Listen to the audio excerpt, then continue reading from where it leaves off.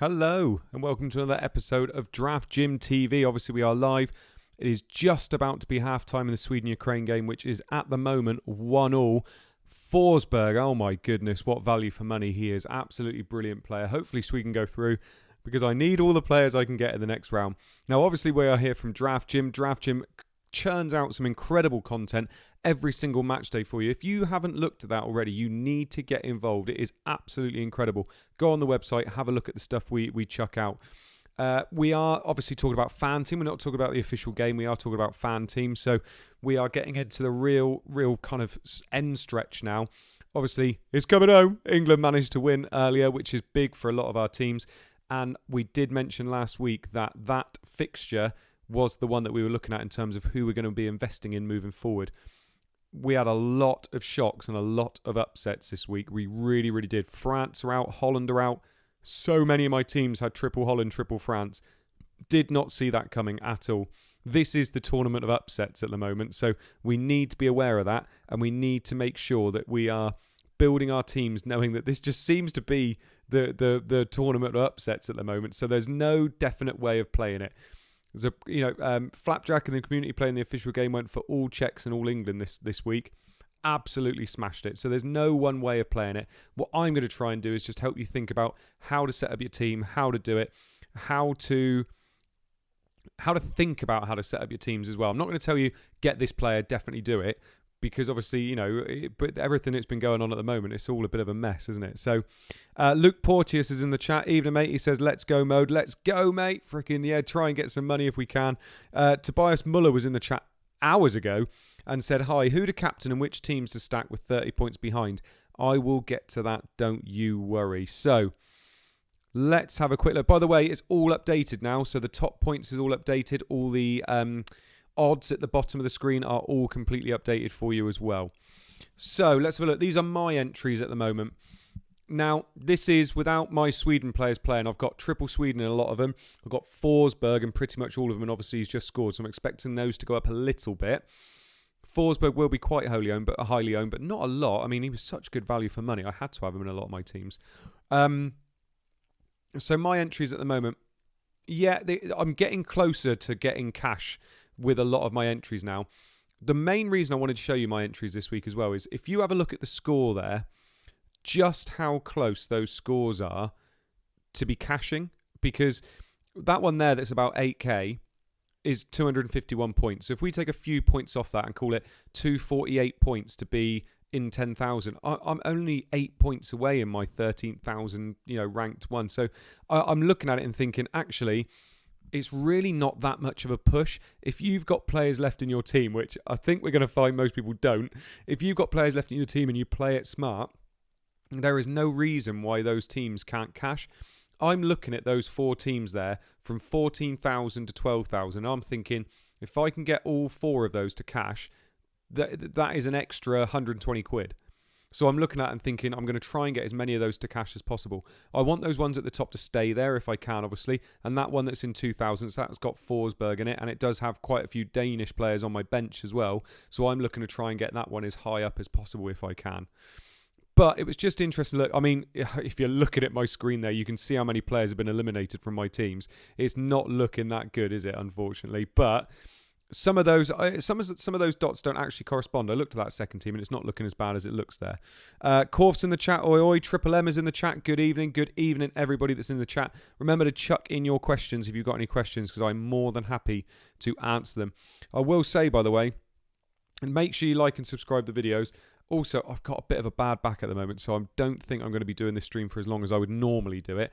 I think I'll probably do it the time of the half time and then a little bit extra after that. Last time it was 40 minutes. We were all talking about wildcards, weren't we? So this is how it's looking. Now, round of 16 is obviously going to be completed soon, although Sweden and Ukraine is looking like it could be going either way at the moment. I do still fancy Sweden to have enough to go past them, but we'll see how they get on. Denmark went past Wales. I called that myself. I did think that Denmark would be too much for Wales, and they proved it. Denmark are looking like a good defensive team. They're looking like a good attacking team. I think they are going to be somebody we can definitely invest in into the next round. There's no reason why Denmark can't get through to the semi-final. So you're looking at bringing those players in and thinking, actually, you're going to be getting 2 games out of them. I think they can beat the Czech Republic. I really do. So if you're somebody that wants to back the Czech Republic and you think they can beat Denmark, what you've got to be thinking is these are players you can be bringing in for 2 games now, which is lovely. If you can be getting players in for 2 games, I think it's worth doing. We've been having lots of chats recently about -4s. Should we be taking hits? I think if you are going to back yourself and say, I'm guessing who is going to get into the semi-finals, then do it. If you're really not sure and you're just doing it for the sake of having an extra player and you're not really sure whether they're even going to be making it through, or you're not backing yourself with your stacks and things like that, I don't think it's worth it. But if you've already got 3 Danish players and you want to put in Damsgaard as well, then go for it for a -4. I don't mind that at all, because you're backing yourself for another 2 games. And across 2 games, like, you're going to be bringing them in for somebody that wouldn't have been playing. So -4 actually makes sense in that respect, I think. I really like Denmark moving forward. I think they'll beat Czech Republic, and then obviously as you go through to the semi-finals, I really like them. I've just realised, by the way, I've only bloody got half the side on here, haven't I? That's not very good, is it? Czech Republic obviously beat the Netherlands. That was a massive shock. Schick is still continuing to be incredibly good in this tournament. I like the Czech Republic. I think they've shown us that they are a good team. I just fancy Denmark to beat them myself. But if you fancy Czech Republic, get them in your team, because I don't think a lot of people will be putting Czech Republic in their team. So if you want to be going for that kind of late push to really go for it, then yeah, go for the Czech Republic. Obviously, England beat Germany. I think England are arguably the best defensive team left in this tournament. I say arguably. Obviously, they've kept 4 clean sheets in this tournament and not conceded a goal yet. I think if you wanted to go for England, you'd be going for their defence. Are you going to be doing a -4 for a player in defence? Tough one, that. Luke Shaw's probably the only one I would go for in that respect, because you're likely to get those attacking returns as well. But even then, is Luke Shaw 100% going to play the next game? We don't know. Gareth Southgate has turned into a bit of Pep Guardiola, and he is literally playing every game as it comes and choosing his team based on what's up against him. So I think Stones, Maguire, Pickford, absolutely fine. But apart from that, apart from the fact he loves playing all the defenders at the moment, I don't think he'll continue to do that every single game. So it's going to be tough to decide who to go for there. Sweden, Ukraine, it's on a knife edge at the moment. I would struggle to pick any of those players again in my team, apart from the fact that you're going to play them this week, because more than likely you're only going to have about 6 or 7 players anyway. I fancy England to beat either Sweden or Ukraine and keep a clean sheet against whoever it is as well. So I think if you're picking England defenders, that's absolutely fine. Just be wary that you need to pick those nailed players still. Like I said, Shaw's got the upside, but he could easily be dropped and not play the next game. Gareth Southgate is doing incredibly well in what he's doing, but he is picking those players very, very specifically for what they're going to do. Now, I've messed up. I apologise. I haven't got the other side of the table, so I'm going to have to do it from memory. So, Spain are obviously through as well. They look much better in an attacking sense than I thought they would do going into the knockout stages. They obviously scored 3 goals against Croatia and then another 2 in added time as well. I never thought I'd say this, but Morata doesn't look that bad. He really doesn't. He looked really good in the last game. He just looked to have that little bit of an edge on him that I didn't think he had before. And I don't mind having Morata in my team, I don't think. I think that's a nice fixture for them. And I do see Spain getting through to the next bit. So for me, I think Spain's absolutely fine. Because like I said, Switzerland, yeah. Then we've got Belgium against Italy. So Italy went through, and obviously Belgium went through as well. Sorry, I missed Switzerland there. If you wanted to go for it and you wanted to go for Switzerland and you wanted them to continue their heroics like they did against France, Seferovic is the way I would probably go if I was really going for it. I think Spain have showed that they definitely aren't okay defensively. I thought they would have a lot of possession against teams, and I thought they'd keep a lot of clean sheets, but they've struggled a little bit in certain games. So I think if you wanted to go for it, fair enough, but only really back Switzerland if you think they're going to go through to the next round. Because, like I said, I think transfers are so precious now with so many of our French and Dutch players going. I think you really need to think about who you think is going to progress further on. So yeah, I would struggle a little bit with picking any Swiss players. I think you've got to back Spain, but more offensively than defensively. Defensively as well, Alba's probably the only one I would go with, and he was dropped for the last game, so I expect him to probably start the next game, so I think they missed him. But yeah, I wouldn't probably touch their defence. Simon obviously had that mare of an own goal, although they gave it to Pedri, but it's Simon's error really, wasn't it? So I think Spain, Morata is probably where I would go. And who's the other player? Sarabia as well has looked good. If he keeps his place, he has looked quite tasty. So yeah, I'll be going for him too. Belgium and Italy is the fixture, isn't it? I don't think I would be picking any more Italian players in my team. I've got Lukaku and I've got double defence in almost all of my teams for Italy. And it sounds like De Bruyne and Hazard might be a little bit risky as to whether they're going to play or not. I worry that I'm not sure which way that game's going to go. I think I'm edging towards Italy, mainly because Belgium might not have De Bruyne and Hazard, and I think that's a really big miss for them. I'm gonna edge towards Italy personally, but I'm not going to add any more Italian players in. I think I can do that potentially in the next round, but I don't really want to do it in this round. So I don't think I'd be adding any more Italy players in. I think I'd be focusing on this side. So, I'd be focusing on Denmark, I'd be focusing on England, because you're getting 2 games out of them. And I can back myself to think that I know who's going to be making the semi-finals on this side, whereas I think it's tough on the other side. I really do. Like I said, Belgium, Italy is a real tough one. Spain, and then who's going to win out of Spain and Italy or Belgium? It's sort of really tough draw there. So I think I won't be adding any more Italy players. I think Denmark and England are the way I'm probably going to go if it was personally me. Spain, though, I do think fair enough if you wanted to go for Spain, because they're more than likely going to beat Switzerland.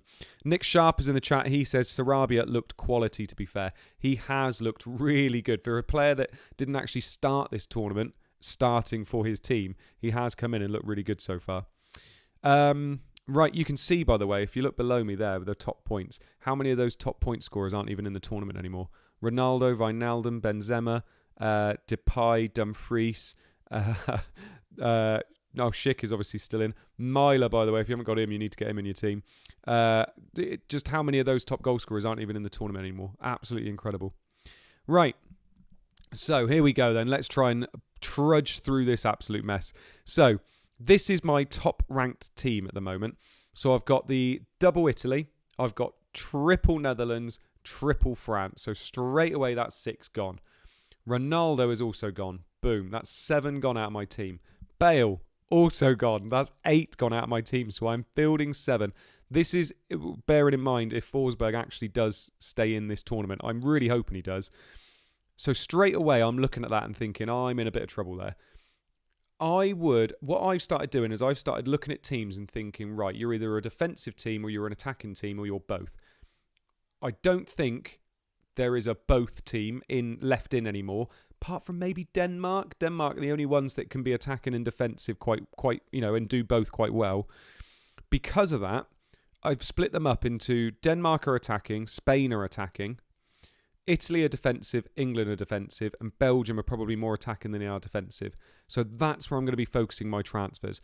I'm really not going to be focusing my transfers on defenders if I can help it, because you're not really going to be getting that upside. You want to try and have as many captain options as possible, especially moving forward. So for me, I would be focusing on attack. I'd be focusing on Danish attack. I'd be focusing on England attack, not really. I think Italy attack you can maybe go with, but like I said, I don't really want to be adding any more Italy into my teams, if I'm honest. So I would probably be focusing, like I said, on those defenders and attackers that I think are going to be good for their teams. Attacking-wise, if you have a look, a lot of us will have Benzema. A lot of us will have Pogba, Depay, Ronaldo. We can swap them out quite easily and move funds around to make sure we get those big players in. I am looking at players like Damsgaard. I'm looking at players like Dolberg, because I think they're going to be good for Denmark. Even players like Sterling and Kane, we can get to because we can move those funds around. As soon as you start putting a defender in there, all of a sudden that money isn't quite as fluid.